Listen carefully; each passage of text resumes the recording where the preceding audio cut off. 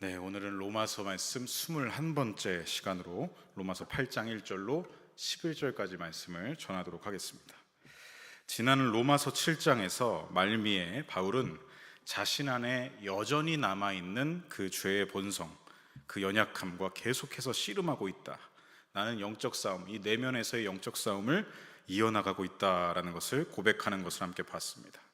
내 안에 있는 속사람은 하나님의 법, 하나님의 뜻을 따르기를 즐거워하지만 또 하나 죄의 본성이 하나님의 뜻을 따르려고 하는 그 속사람과 자꾸 싸우는데, 문제는 그게 자꾸 이기면서, 죄의 본성이 이기면서 자꾸만 내가 죄가 원하는 대로 끌려가는 삶을 살아가고 있다. 이것이 바울이 가진 자신의 연약함이자 곧 모든 인간이 가진, 모든 신앙인들이 가진 연약함이라는 것을 우리가 함께 알 수가 있었습니다.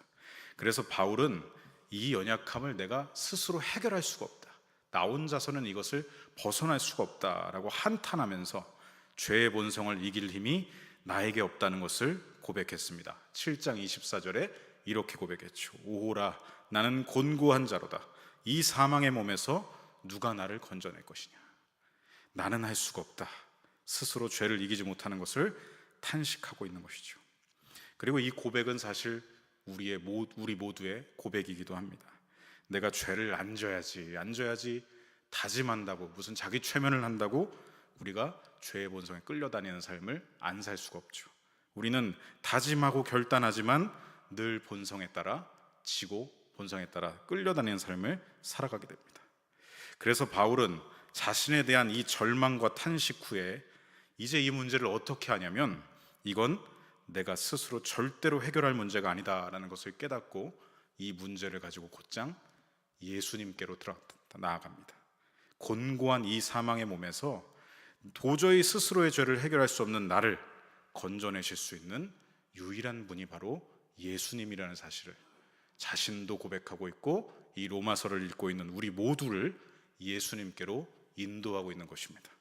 그래서 7장을 마치고 오늘 본문이 시작되는 8장 1절부터 보시면 바울이 처음부터 예수님을 선포하고 있습니다. 우리 8장 1절 말씀 화면을 통해 함께 읽어보겠습니다. 그러므로 이제 그리스도 예수 안에 있는 자에게는 결코 정죄함이 없나니. 바울은 먼저 그러므로 이제라고 표현합니다. 앞서 7장에서 말했던 죄의 본성에서 계속해서 지고 있는 나의 이 곤고함, 그리고 우리 모두가 가진 이 곤고함 속에서 모든 초점을 그러므로 이제 하면서 하나로 모으고 있습니다. 우리의 초점이 어디를 봐야 되느냐? 그리스도 예수님을 바라봐야 한다라는 것이죠. 그분께 우리 죄의 문제에 유일한 해답이 있다는 것을 바울이 7장을 넘어 이제 8장 시작부터 전하고 있는 것입니다. 해답은 예수님뿐입니다. 우리는 오직 그리스도 예수님 안에 있을 때 결코 정죄함이 없다라고 분명하게 바울은 선포하고 있습니다. 예수님을 영접한 그리스도인에게는 정죄함이 없다라고 말하죠. 이 정죄함이라는 헬라어 원어는 카타크리마라는 단어입니다. 이 카타크리마는 강조할 때를 나타내는 접두어 카타와 이 정죄하다, 심판하다라는 뜻을 가진 동사 크리마가 합쳐진 합성어입니다. 그래서 이 카타크리마가 의미하는 정확한 의미는 뭐냐면, 하나님의 엄정한 심판, 최후에 있을 그 하나님의 반드시 있을 절대적인 판결을 의미하는 것이죠. 그런데 그리스도 예수님 안에 있는 사람에게는 이 하나님의 엄정한 심판이 없다라고 분명하게 말하고 있는 것이죠. 모든 존재들은 마지막 하나님의 심판대 앞에 분명하게 서게 될 것인데, 그때 그리스도 예수님 안에 있는 자들에게는 하나님의 판결, 너는 유죄, 이 판결이 없을 것이다 라는 말씀입니다. 이것은 미래의 그 판결의 날에 우리에게 죄에 대한 책임이 없다라고 하는 그 말씀이기도 하지만, 동시에 무엇이냐면 지금 구원받은 지금 내 삶에도 이 하나님의 정죄하심이 없다, 우리는 죄의 권세와 영향력 아래에서도 벗어난다라는 것입니다. 곧 현재와 미래를 다 아울러서 정죄함이 없다는 말씀을 하고 있는 것이죠. 예수 그리스도를 영접하고 그분 안에서 살아간다면 현재와 미래에 우리에게 더 이상 정죄함이 없을 것이다 라고 선언하고 있습니다. 왜냐하면 예수님을 영접한 사람들은 이제 어떻습니까? 죄와 사망의 법에 끌려다니는 삶이 아니라 이제는 이 새로운 법에 사로잡혀서 이 법에 이끌려서 이 법의 인도함을 받아 살아가기 때문이다 라고 바울이 이어서 말하고 있죠. 그 법이 무엇인지 2절 말씀을 우리 화면에 통해 함께 읽어보겠습니다. 이는 그리스도 예수 안에 있는 생명의 성령의 법이 죄와 사망의 법에서 너를 해방하였음이라. 현재도 우리가 왜 정죄함이 없는가? 하나님이 우리에게 죄 있다라고 말씀하시지 않는 이유는 우리가 이제는 죄와 사망의 법에 끌려다니는 존재가 된 게 아니라 완전히 뒤바뀌어서 완전히 뒤집어진 삶, 생명의 성령의 법을 따라 살아가는 삶이 되기 때문에 정죄받지 않는다는 것이죠.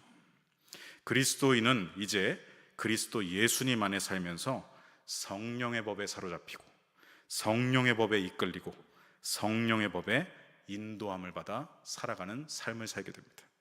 그래서 그리스도인이 된 이전과 이후가 삶이 극명하게 달라질 수밖에 없는 이유는 성령님이 계시기 때문인 것이죠.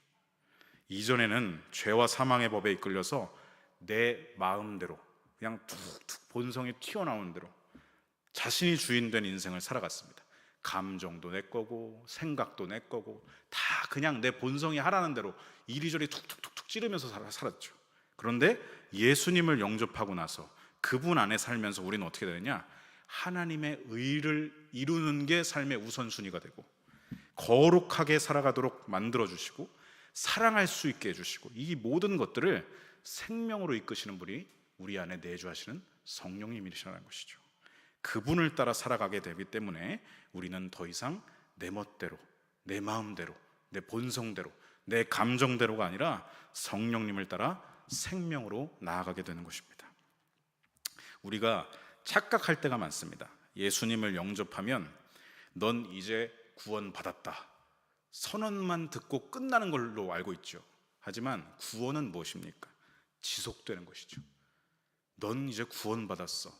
그냥 한 번만 선포만 듣고 쭉 그냥 다시 또 옛날 본성대로 살아가는 게 아니라 또다시 내가 주인 되어서 나 혼자 살던 그 삶으로 다시 유턴하는 게 아니라 이제는 어떻습니까?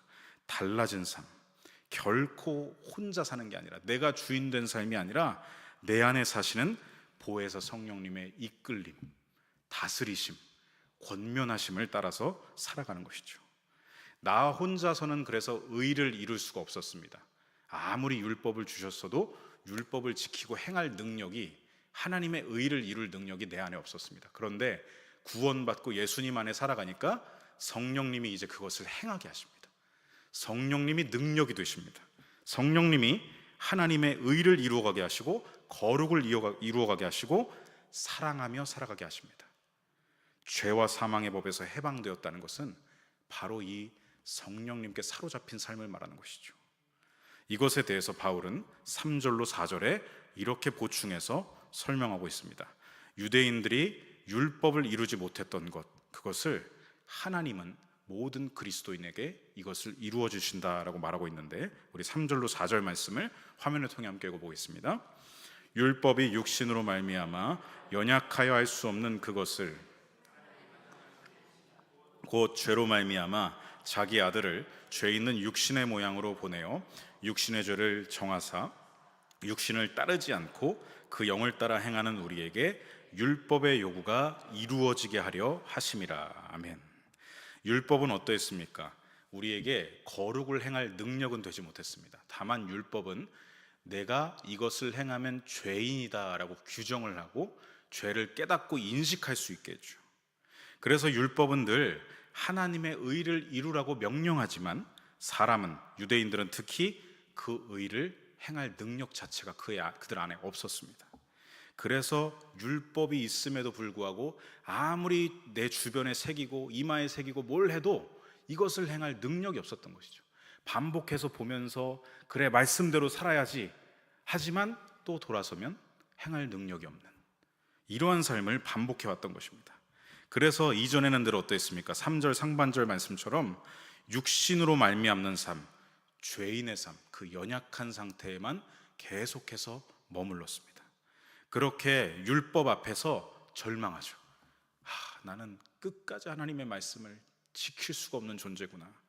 절망하고 내가 가진 거룩을 행할 수 없다는 한계만 느끼면서 엎어졌던 자들이 4절 이제 어떻게 되느냐? 그리스도 안에 있으면 예수 그리스도로 인하여 영접하여 구원을 받으면서 내주하시는 성령님을 통해 율법이 요구하는 바를 이룰 수 있게 된다.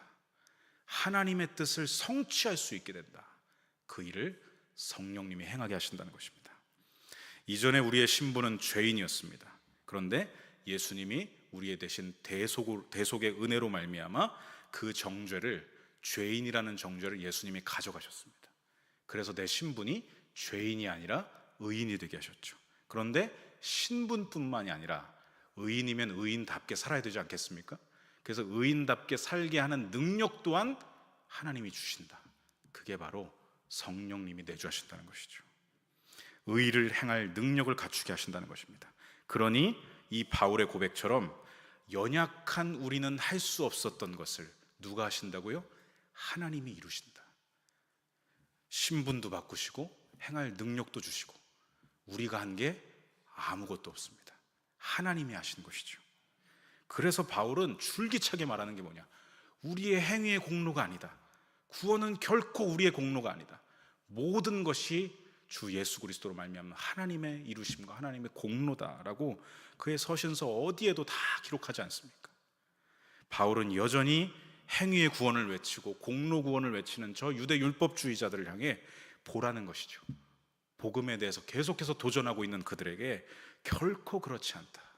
유대인들의 과거의 삶을 봐라. 구약의 모습들을 봐라. 그 어디에도 하나님의 의를 이루지 못했다. 그러나 예수 그리스도로 말미암아 성령님이 내주하심으로 우리는 의를 행할 수 있게 되었다. 이것을 계속해서 말하고 있는 것입니다.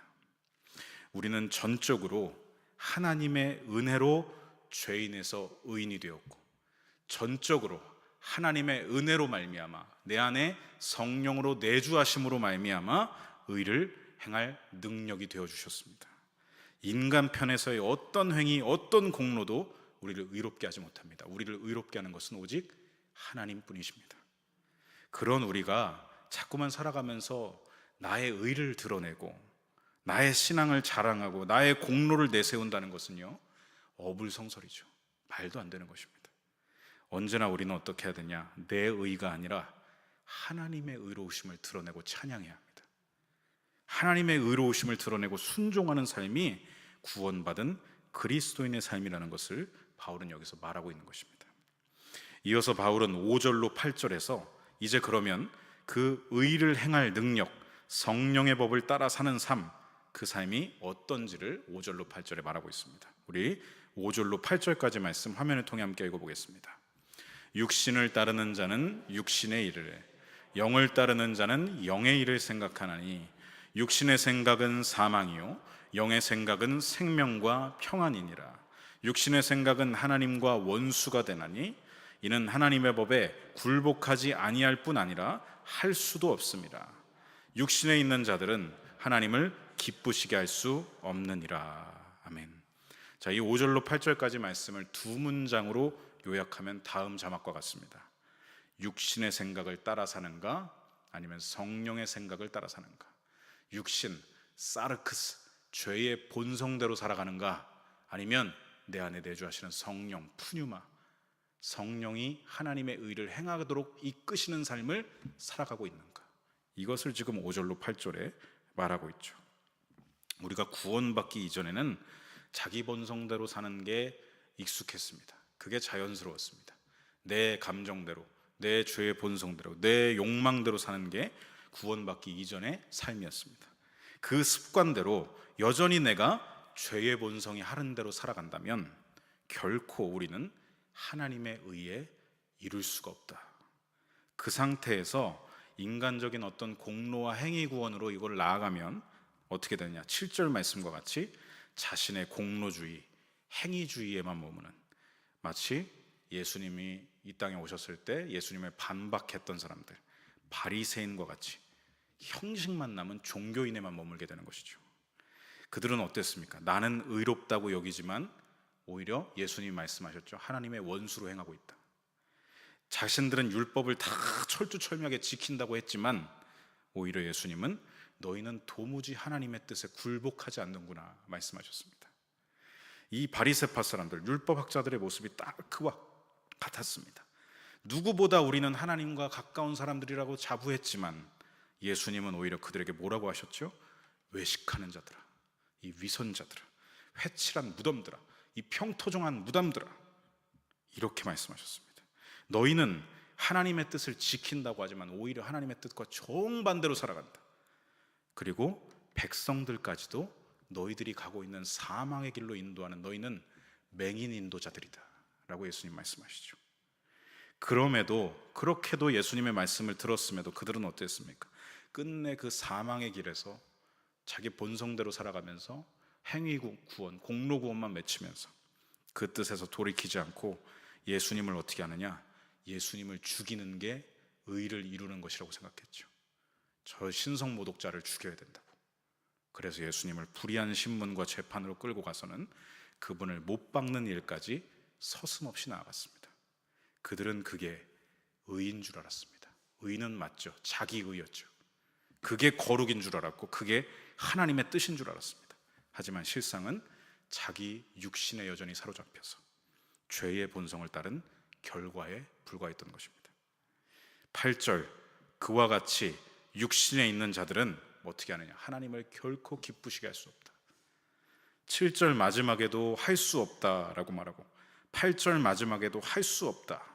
바울은 지금 할 수 없다는 말을 2번이나 강조하면서 육신에 머물면서 죄의 본성을 따르는 삶은 절대 하나님의 의를 이룰 수도 없고 하나님을 기쁘시게 할 수도 없다. 무능하다는 것을 지적하여 주고 있는 것입니다.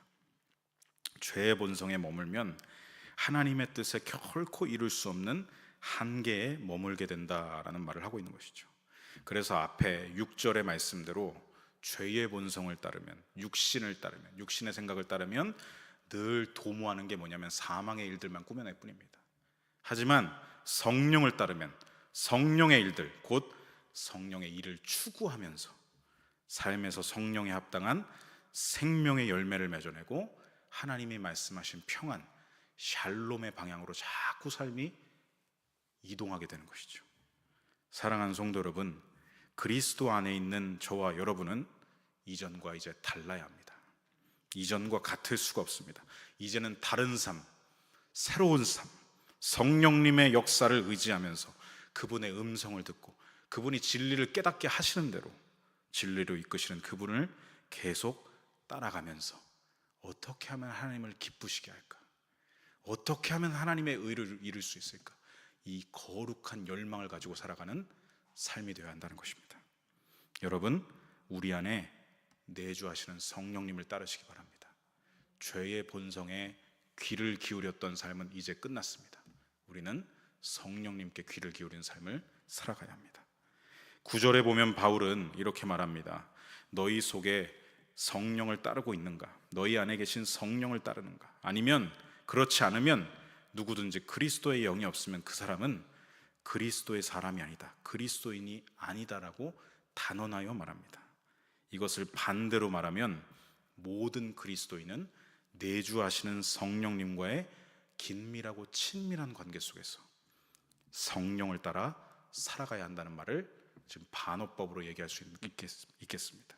그래서 이것을 9절 말씀을 이렇게 말할 수 있겠습니다. 다음 자막과 같이 그리스도인은 어떤 사람들이냐? 성령, 그리스도의 영을 따르는 사람들이다. 그리스도인은 더 이상 원죄의 본성, 자기 중심성의 욕망대로 살아가는 사람이 아니라 내주하시는 성령님의 음성을 듣고 진리로 초대하시는 성령님과 친밀하게 살아가면서 하나님의 선하신 뜻이 무엇인지를 분별하면서 살아가는 사람, 그게 바로 그리스도인이라는 것이죠.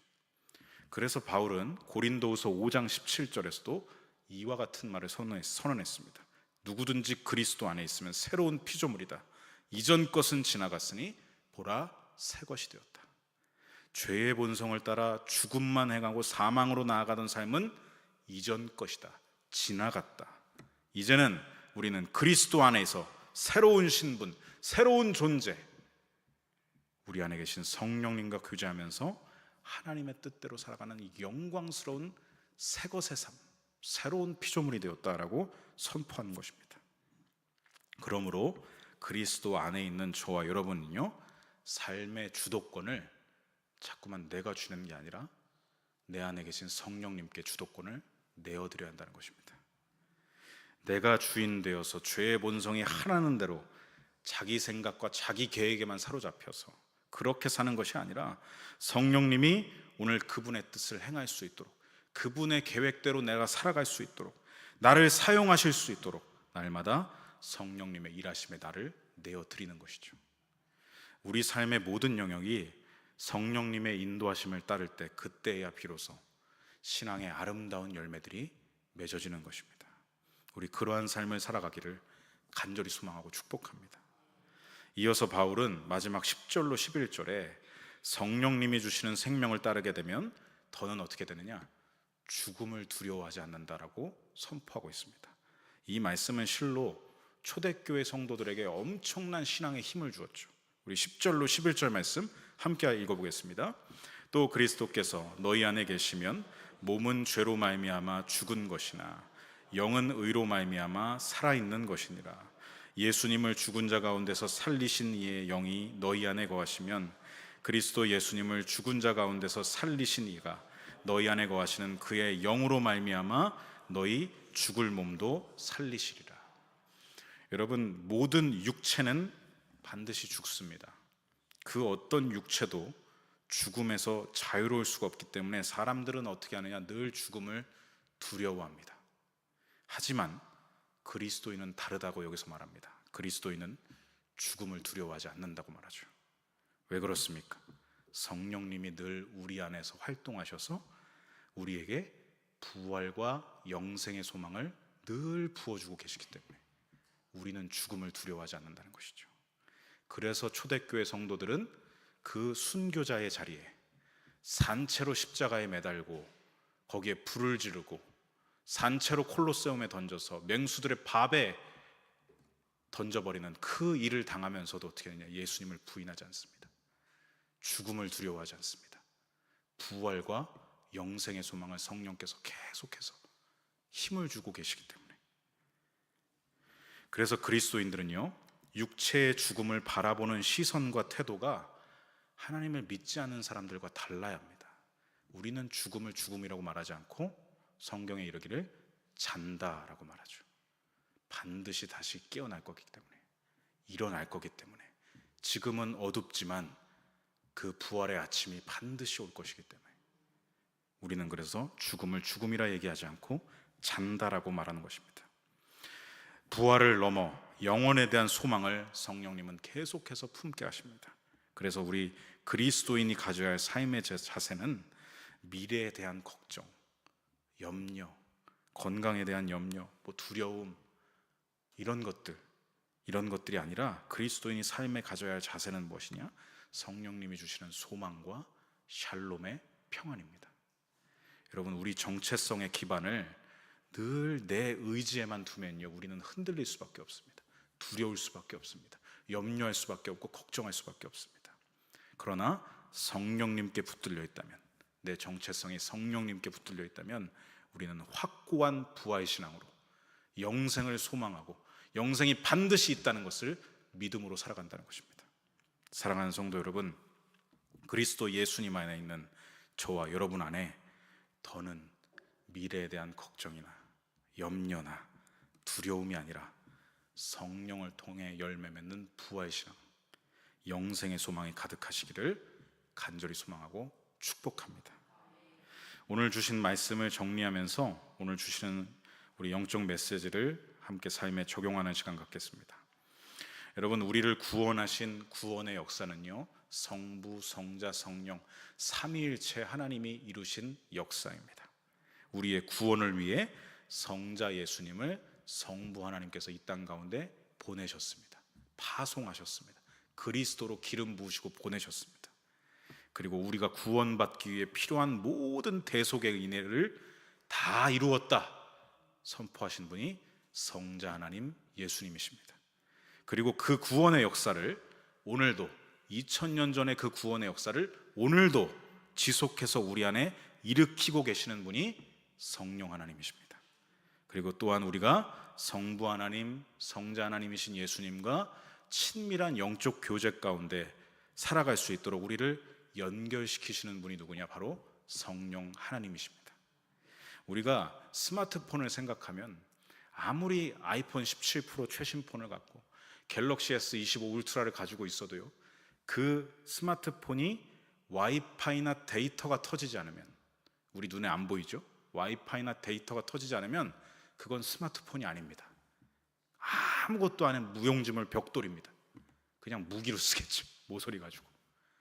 데이터가 터져야, 와이파이가 연결이 돼야 스마트폰은 스마트폰이 될 수 있는 것입니다.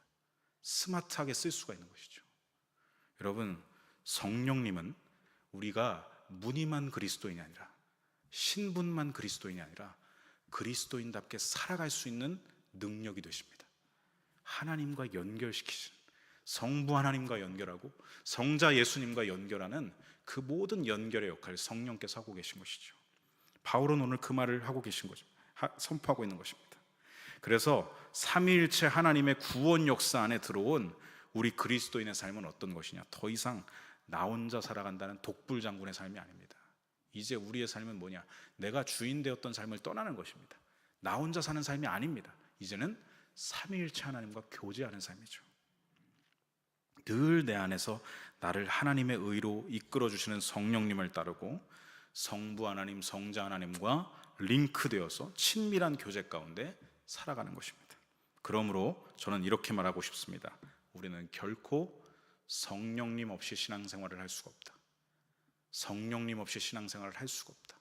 우리 안에 그리스도의 영이 없다면 오늘 바울은 분명하게 말합니다. 하나님의 원수로 행할 수밖에 없다. 바리새인들의 그 모순에 빠져서 살아갈 수밖에 없다. 우리는 결코 성령님 없이 신앙생활을 할 수 없다는 메시지를 바울은 오늘 본문을 통해 주고 계십니다. 우리가 신앙생활을 성령님 없이 할 수 없는 이유, 제가 그래서 다음과 같이 8가지로 한번 정리해 봤습니다. 제가 1번 1 외치면 같이 한번 읽어보겠습니다. 1. 성령님 없이는 신앙 정체성을 깨달을 수 없습니다. 내 신분이 그리스도인이 되었다는 것을 보증하는 분은 성령님이십니다. 그렇기에 성령님이 없다면 우리는 여전히 죄인의 신분으로 죄의 종 노릇하면서 살 수밖에 없죠. 성령님 없이는 신앙 정체성을 깨달을 수가 없습니다. 2. 성령님 없이는 하나님의 사랑을 체험할 수 없습니다. 성령님은 하나님의 사랑을 우리 안에 늘 부어주십니다. 나를 창조하신 분이 누구신가? 그 사랑을 알게 하시고, 나를 구원하신 사랑이 어디에 있는가? 그 사랑을 보게 하시고, 나를 품으시는 분, 이런 죄인과 허물이 많은 나를 덮으시는 하나님의 사랑을 체험하여 마음이 뜨거워지게 하시고, 하나님의 사랑을 체험하여 믿어지게 하는 분이 바로 성령님이십니다. 그래서 성령님 없이는 하나님의 사랑을 체험할 수가 없죠. 3. 성령님 없이는 하나님 아버지와 예수님과 영적으로 교제할 수 없습니다. 하나님의 영이 우리 안에 있을 때에야 비로소 우리는 성부 하나님, 성자 하나님과 교제하는 친밀한 영적인 삶을 살아갈 수 있습니다. 4. 성령님이 없이는 진리를 깨달을 수 없습니다. 성령님은 진리의 영이라고 말씀하시죠. 그래서 기록된 성경의 로고스의 말씀을 내 안에 오늘 지금 나에게 말씀하시는 레마의 말씀이 되게 하시는 분이 성령님이십니다. 이 기록된 말씀을 내 마음판에 새겨주시는 분이 성령님이시죠. 그래서 우리는 성령을 통해서 진리를 늘 깨달을 수 있는 것입니다. 5. 성령님이 없이는 말씀에 순종할 수 없습니다. 성령님은 우리로 진리의 말씀에 순종할 수 있는 능력이 되십니다. 오늘 바울이 계속 말하죠. 하나님의 의를 이룰 수 있는 능력을 내주하시는 성령님이 하신다. 내 마음에 지속적으로 권면하시고 강권하시면서 하나님의 의와 뜻을 이루는 삶으로 성령님이 이끌어주고 계신 것입니다. 6번째, 성령님이 없이는 외식하는 종교인에서 벗어날 수 없습니다. 성령님은 우리 삶의 모든 영역과 전반에서 일하여 주십니다. 그래서 아무리 사소한 영역에서도 빛을 비추셔서 어둠에 다니지 않게 하시죠. 제가 얼마 전에 가끔 저희 집에 택배 배송이 잘못 올 때가 있습니다. 이 한신빌라가 1동, 2동이라는 표식이 없어요. 그래서 어디가 1동인지 2동인지 자주 오시지 않았던 택배 기사분들은 2동에 가야 될 걸 1동에 갖다 놉니다. 그러니까 2동 103호에 가야 될 거를 1동 103호에 갖다 놓은 거죠. 저희 집 앞에 딱 왔는데 2동 103호라고 분명히 써 있는 거예요. 근데 이제 택배 기사님이 1동인지 2동인지 모르니까 그냥 103호만 보고 갖다 놓으신 거죠. 그럼 이 원래 주인이 이 물건을 찾을 것 아닙니까? 그래서 성령님이 야, 네가 좀 갖다 줘라 제 안에 말씀하셔서 그걸 좀 갖다 줬습니다. 그리고 인터폰을 탁 눌러서 이제 이거 제가 다시 원래대로 갖다 놓으려고 가져왔다고 얘기를 하려던 찰나에 그 집 주인께서 뭐라고 얘기하시냐면 왜 이제 왔어요? 분명히 저는 성령님이 네가 좀 갖다 줘라 해갖고 갖다 줬는데, 선을 행하려고 갖다 주려고 왔는데 돌아온 건 쏘아붙이는 말이었죠. 물론 그분이 모르셔서 제가 택배 기사인 줄 알고 그런 줄 알았겠지만, 그때 제 안에 그 서운함의 감정과 막 이 뭐죠? 나는 선을 행하려고 했는데 왜 이렇게 억울한 일을 당할까라는 이 억울하다는 감정이 막 올라오려고 하는데 성령님께서 이렇게 말씀하셨습니다. 우리 다임 목사님께서 늘 말씀하시는 거죠. 이것까지도 참으라. 그래서 그 마음을 또 쑥 가라앉히게 하십니다. 여러분, 이거 같아요. 성령님은 그런 모든 일상 가운데서 아무리 사소한 영역이라 할지라도 나 홀로 내 감정으로는 하나님의 의를 이룰 수가 없는데 그걸 자꾸 다독이시고 만지시고 하나님의 의를 이룰 수 있도록 내 안에서 역사하시는 것이죠. 문제는 성령님께 귀를 기울이느냐 아니면 내 감정대로 툭 나가느냐, 여기서 갈리는 것 같습니다. 사랑하는 성도 여러분, 우리는 교회 안에서나 교회 밖에서나 살아계신 하나님을 경외하고 신뢰하는 삶, 성령님이 내 안에 계셔서 그것을 이루게 하실 때 우리는 귀를 기울이면서 성령님 알겠습니다, 순종하겠습니다, 우리는 이러한 삶을 살아가야 할 줄로 믿습니다.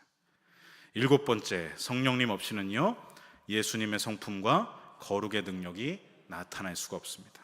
성령님께서는 우리를 통하여 하나님의 인격이 드러나기를 원하시고 능력이 나타나게 하십니다.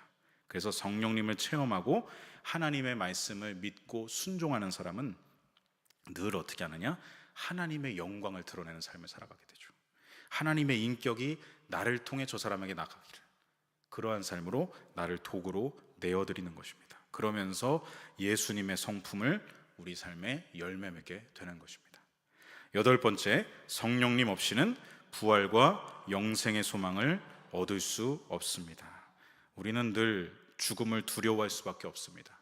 육체 안에 살기 때문에. 하지만 오늘 바울은 분명하게 말합니다. 그리스도인은 죽음을 두려워하지 않는다. 우리 신앙의 수많은 성배들이 복음을 지키며 죽음을 두려워하지 않았던 이유는 바로 그 안에 성령님의 음성을 따라 행했기 때문입니다. 죽음을 두려워하지 마십시오. 성령께서 우리를 부활의 소망과 영생의 소망으로 늘 초대하고 계십니다. 그러므로 성도 여러분, 늘 성령님께 귀를 기울이시고 성령의 충만함 가운데 살아가시기 바랍니다. 성령으로 충만한 삶은 제가 아까 서두에도 말씀드렸다시피 내가 주도권을 쥐고 있는 게 아니라 내 안에 계신 성령님께 주도권을 내어드리는 삶이 성령 충만한 삶입니다. 여러분, 예수님의 제자들과 120명의 부활의 증인들이 자기가 자기 삶의 주도권을 쥐었다면 절대 복음은 예루살렘 문턱을 넘지 못했을 것입니다. 그런데 오순절 성령 강림날 그들 안에 임하신 성령님으로 말미암아 주도권을 성령님께 내어드리고 나니까 복음이 어떻게 합니까? 예루살렘을 넘어 온 유대를 넘어 사마리아를 넘어 바다 넘고 산을 건너 온 유럽을 복음화시키고, 그 복음이 영국을 복음화시키고, 그 복음이 미국을 복음화시키고, 그리고 이 땅 대한민국, 그리고 마침내 땅 끝까지 이르게 되는 것, 성령님께 모든 주도권을 내어드린 그리스도인을 통하여서 복음은 증거되고 선포되는 것입니다. 저와 여러분의 삶이 그렇게 삶의 주도권이 완전히 바뀐 사람들, 내가 앞장서서 살아갔던 삶은 이제 끝났고 이전 것이고 이제 죄의 본성이 나를 이끄는 삶은 끝났다는 사형 선고를 내리시고 내 안에 성령님이 살아계신다, 모든 주도권을 내어드리면서 성령님께 늘 삶의 앞자리를 내어드리시기 바랍니다. 나의 미래도 그분께 맡기십시오. 스스로 자신감에 찬 삶이 아니라 힘을 빼시고 성령께서 일하십시오. 성령께서 이끌어 주십시오. 이렇게 늘 성령님과의 관계 속에서 살아가면서 지속적으로 나를 내어드리시기 바랍니다. 그러면 우리에게 육신의 생각, 죄의 본성을 이길 힘을 성령께서 주실 것입니다. 일상 가운데 우리가 성령님을 근심하지 않게 하시고 성령님께 더욱 민감하게 반응하는 훈련들을 지속하면서 어둠과 혼란이 가득한 이 마지막 때에 생명의 성령의 법을 붙들고 육의 사람이 아니라 영의 사람으로 그리스도의 이전과 이후가 다른 삶을 살아가는 우리 영일 모든 그리스도인들, 저와 여러분 되시기를 간절히 소망하고 축복합니다. 아멘. 기도하겠습니다. 성령 하나님, 오늘도 도와주시고 보호해 주셔서 감사합니다. 오늘 주신 말씀대로 이제 우리는 성령님 없는 신앙생활은 생각조차 할 수 없습니다. 내 삶의 모든 것은 내 힘과 내 능력이 아니라 생명의 성령의 법, 성령님을 통해서 이루어진다는 것을 고백합니다. 지금도 살아계셔서 내주하시며 역사하시는 성령님을 따라 살아가면서 지속적으로 내 생각, 내 감정, 내 가치관, 내 태도를 주님의 말씀으로 정렬되게 하시고 주님의 말씀이 삶에 이루어지는 의의 열매들이 맺어지게 하여 주시옵소서. 성령님을 더욱더 사모하겠습니다.